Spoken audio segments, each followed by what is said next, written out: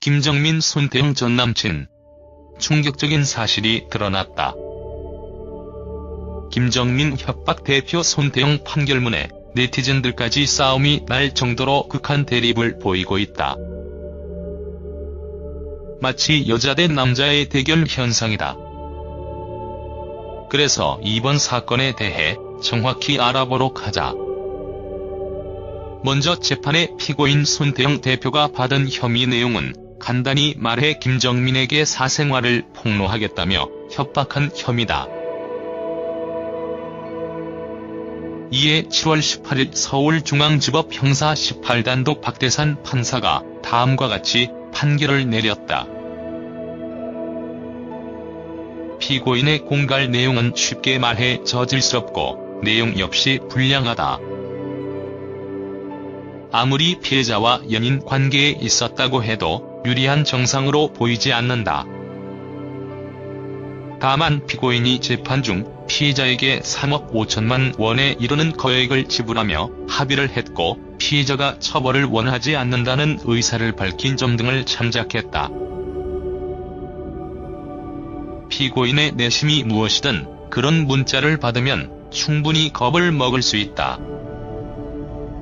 이에 피고인에게 징역 1년에 집행유예 2년, 사회봉사 120시간 선고한다. 그렇다면 당시 김정민과 손태영 대표 사이에 무슨 일이 있었는지 이 또한 간단히 정리해보자. 손태영 대표와 방송인 김정민은 연인 사이였다. 하지만 두 사람이 결별하게 되면서 거액의 선물 비용이 문제의 발단이 되어 이런 사단이 일어난 것이다. 즉 손태영 대표는 김정민에게 결혼 조건으로 10억 원을 썼다는 주장이고 김정민은 그냥 호의로 받은 것으로 생각한 것이다. 손태영 대표는 2013년 7월 김정민과 사귀던 중 김정민이 일방적으로 연락을 끊자 화가 났고 두 사람의 관계를 언론에 폭로하고 동영상을 유포하겠다는 협박을 하게 된다. 또한 김정민과 2년 가까이 사귀면서 수억 원을 지불했다며 혼인 빙자 사기 혐의로 김정민의 소송을 제기하기도 했다. 반면 김정민은 오히려 손태영 대표가 연예인이라는 점을 악용해 언론의 사생활을 폭로하거나 동영상을 유포하겠다고 협박해 자신에게서 현금 1억 6천만 원과 물품을 갈취했다고 고소했다. 실제로 방송인 김정민은 협박에 못 이겨 손태영의 은행 계좌로 1억 원을 보냈으며 같은 방법으로 6천만 원을 추가 송금하고 손태영에게 받았던 시기에 가전제품, 명품 의류 등 일부를 돌려주었다고 한다. 하지만 손태영 대표는 이에 그치지 않고 2016년 3월부터 7월까지 현금 10억 원과 침대 및 가전제품을 모두 돌려달라고 문자를 보내게 되는데 김정민이 이에 응하지 않았다고 한다.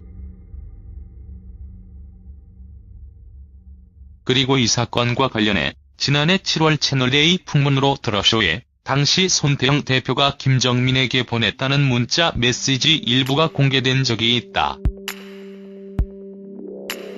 이렇게까지 하고 싶지 않았는데 내가 오늘 하는 것 보니 모든 것이 다시 정리된다. 소송은 시간도 걸리고 바로 끝장나는 것으로 가자. 나도 그렇게까지 하고 더 살고 싶은 마음도 없고 알아서 하고 알아서 가마. 잘 살아가게 X당하면서 내 얘기 계속 무시하는데 1시간 후에 꼭 인터넷 봐라. 전화기 꺼놓고 자고 X 같은 건너 죽고 나 죽자. 기대해 내일 돈 다시 들고 와서 눈물 흘리게 해주마. 결국 손태영 대표는 김정민을 협박한 대가로 비록 집행유예이기는 하지만 징역형이 내려졌다. 그런데 김정민 협박 관련 손태영 대표와의 재판 결과를 놓고 네티즌들끼리 설전이 벌어지고 있다. 손태영 대표를 욕하는 부류와 김정민도 똑같다며 비난하는 부류의 의견이 충돌한 것이다. 그럼 여기서 네티즌들의 의견을 한번 들어보고 정리하도록 하자. 끝으로 이번 김정민 협박 손태영 대표 사건을 놓고 보면 김정민이 좀 안타까운 부분도 있다. 또한 남녀 간의 관계는 당사자들이 가장 잘 아는 부분이고 제3자의 입장에서 뭐라 판단하기 힘들다. 그러나 김정민이 이름이 알려진 연예인 신분이라는 것 때문에 마녀 사냥을 당해서는 안 된다고 생각한다. 아무튼 이번 사건의 핵심은 사랑은 진실한 마음이지 돈이 전부가 아니라는 것이다. 특히 남자는 돈만 있으면 상대방의 마음을 모두 가질 수 있다는 생각을 버리고 여자는 지나친 물질적 선물에 사랑과 욕구를 혼동하지 말았으면 한다.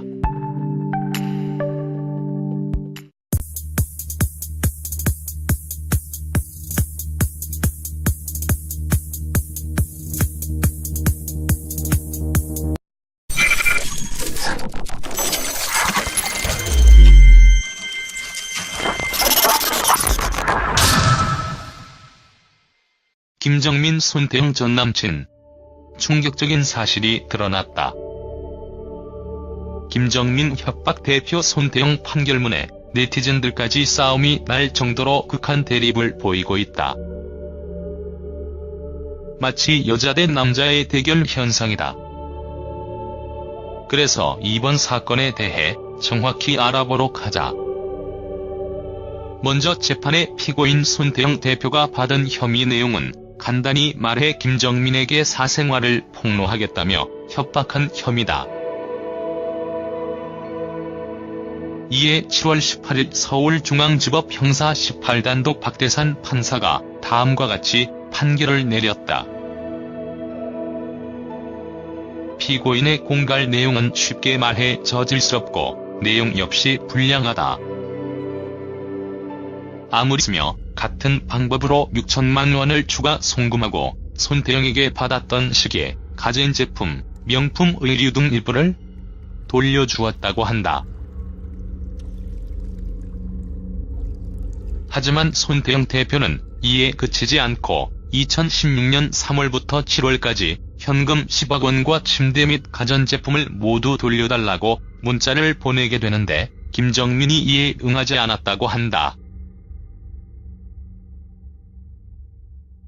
그리고 이 사건과 관련해 지난해 7월 채널A 풍문으로 드러쇼에 당시 손태영 대표가 김정민에게 보냈다는 문자 메시지 일부가 공개된 적이 있다.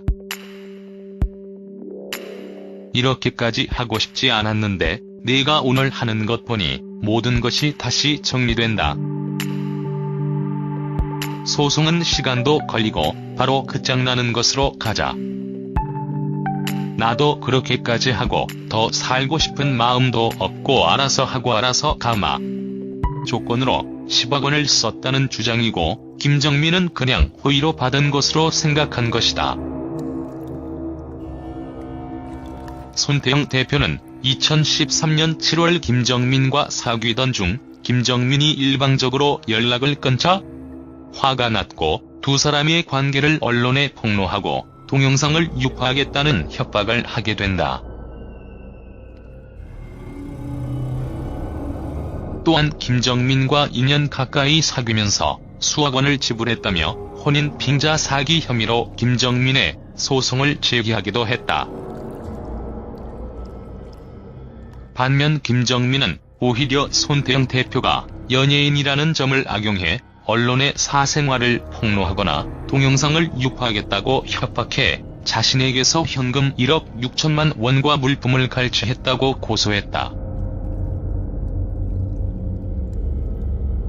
실제로 방송인 김정민은 협박에 못 이겨 손태영의 은행 계좌로 1억 원을 보냈으니 피해자와 연인 관계에 있었다고 해도 유리한 정상으로 보이지 않는다.